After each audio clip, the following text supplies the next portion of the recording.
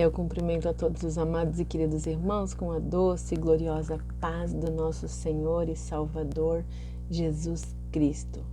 Continuamos aqui a nossa meditação, a nossa leitura bíblica, a nossa jornada pela fé no capítulo 2 do livro de Juízes.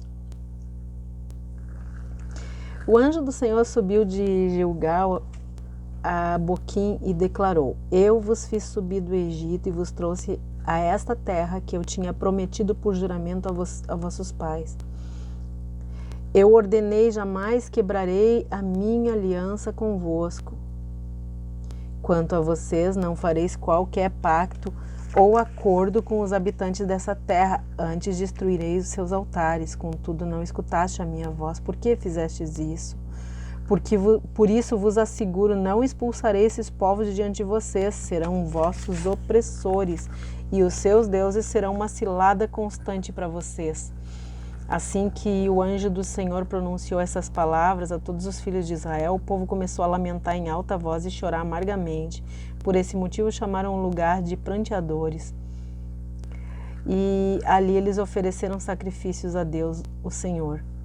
Então Josué se despede do povo, os filhos de Israel partiram, cada qual para a sua herança, a fim de ocupar a terra.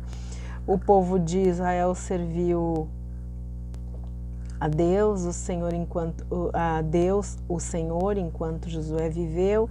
Depois que ele faleceu, ele ainda continuou a servir o Senhor durante toda a vida dos anciãos e os líderes do povo que sobreviveram a Josué e que conheceram todas as grandes obras que o Senhor fez em favor de Israel. Josué, filho de Num, o Senhor, servo do Senhor, morreu com a idade de 110 anos. Foi sepultado na terra da sua herança, em Timnat-Heres, região montanhosa de Efraim, ao norte do Monte Gás. Depois que toda aquela geração morreu e foi reunida a seus antepassados, surgiu uma nova geração que se esqueceu do Senhor e das orientações e dos grandes feitos do Senhor em benefício do povo de Israel. Então os filhos de Israel fizeram o que era mal aos olhos do Senhor, prestaram culto e serviço aos Baalins, abandonaram o Senhor Deus de seus pais que os tinha feito sair da terra do Egito e passaram a servir e adorar vários deuses cultuados pelos povos ao seu redor, provocando a ira do eterno Deus. Deixaram o Senhor, prestaram culto a Baal e a Astarote. Então a ira do Senhor se acendeu contra Israel e ele os entregou nas mãos de invasores que os espoliaram e os entregou aos inimigos que os cercaram e não puderam mais oferecer-lhes resistência. Todas as batalhas que os israelitas empreendiam, a mão do Senhor era contra eles, para lhe derrotar, conforme tudo quanto eles haviam advertido e jurado. A grande aflição e angústia dominavam todo o povo. Então o Senhor levantou juízes, líderes que os libertaram das mãos daqueles que os atacavam para saquear. Mas não escutavam nem mesmo seus juízes e se prostituíram a outros deuses e se prostraram diante deles. Depressa se afastaram do caminho que seus pais haviam seguido, obedientes aos mandamentos do Senhor, e não acompanharam a devoção dos seus antepassados. Quando o Senhor lhe suscitava juízo, o Senhor estava com esses líderes e os salvava das mãos dos seus inimigos durante todo o tempo em que vivia o juiz escolhido. Porquanto o Senhor se comovia por causa dos clamores dos israelitas diante da opressão causada por seus perseguidores e dominadores. Mas assim que morria o juiz, os israelitas reincindiam em seus erros e se tornavam ainda piores do que seus pais. Seguiam a outros deuses, serviam-nos e se prostituíam perante eles, e em nada renunciavam às más obras praticadas e ao caminho obstinado que trilhavam. A ira do Senhor se inflamou então contra todo o povo de Israel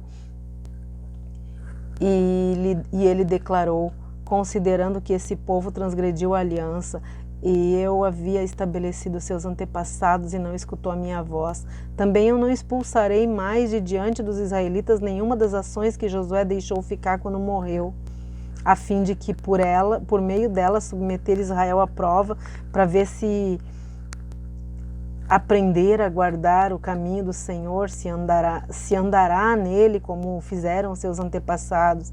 Esse é o motivo porque o Senhor permitiu a essas nações a ficarem na terra e não teve pressa de as expulsar, nem as entregou nas mãos de Josué.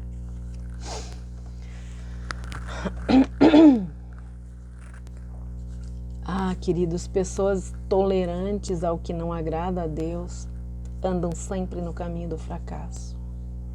Nós não podemos tolerar de forma nenhuma qualquer coisa que não agrada ao nosso Deus, não pode nos agradar e não pode ser tolerada pelos filhos de Deus. Essa verdade está aqui em cada página desse livro que nós estamos estudando. Esse capítulo é muito triste. As tribos de Ruben e Gad e a metade da tribo de Manassés foram flexíveis com as leis de Deus. Preferiram se estabelecer em Gileade, a leste do Jordão. No primeiro capítulo nós temos uma lista de 8 conquistas, 8 incompletas, 8 conquistas incompletas de Judá, de Benjamim, de Manassés, de Efraim, de Zebulon, de Asser, de Naftali, de Dan. As outras, Issacar e Simeão, não foram mencionadas, mas parece que tiveram o mesmo tipo de comportamento que os outros. Nós precisamos saber que quando se trata da salvação, todo cuidado é pouco. Todo. No Antigo e no Novo Testamento, Deus é definitivamente drástico em relação à má influência. A ordem de Deus é muito clara.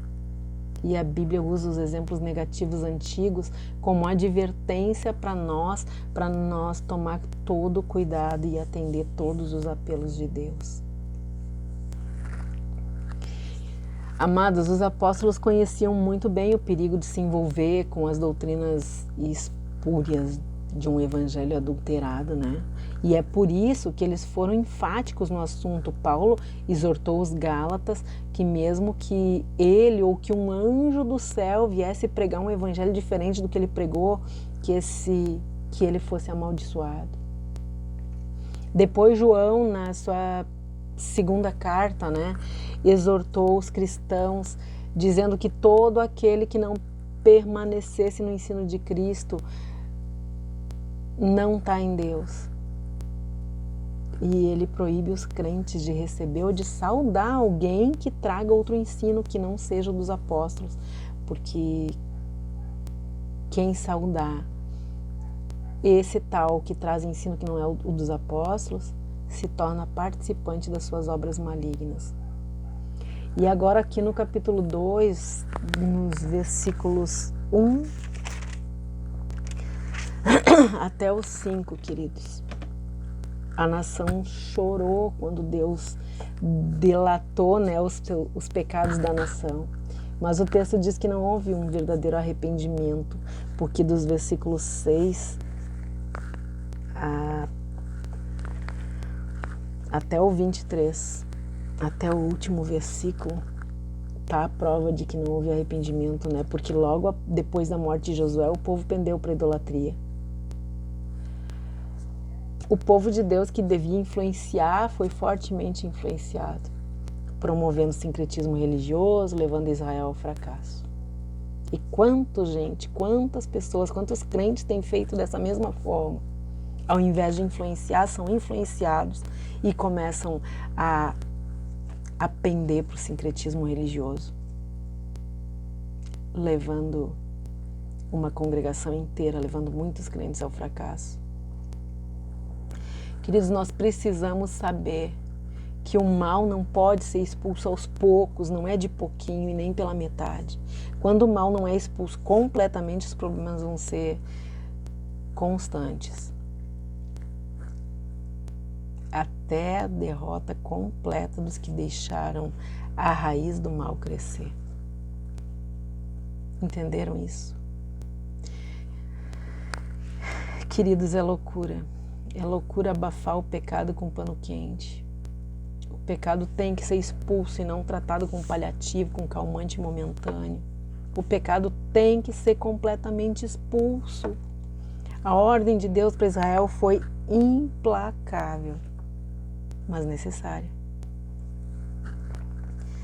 A nação acolheu o inimigo e viveu para se arrepender.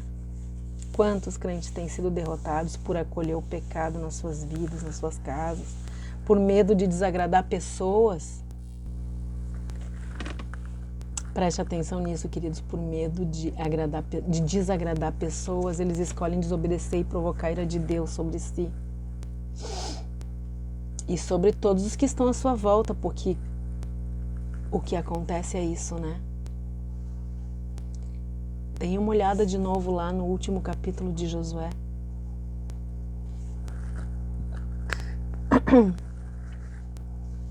Não brinca, querido. Não abriga o pecado. Nós não temos estrutura para suportar as consequências de uma vida sem Deus. Quando o pecado entra, Deus sai. E, queridos, viver sem Deus é a pior miséria do ser humano. Não tenta. Lembra disso, queridos. Nós, o ser humano, não tem estrutura para viver uma vida sem Deus. Corre para Ele. Corre para Ele para ter uma vida de vitória.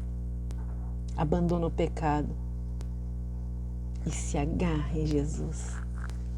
E desfruta da paz que excede todo o entendimento humano e que só Jesus pode dar.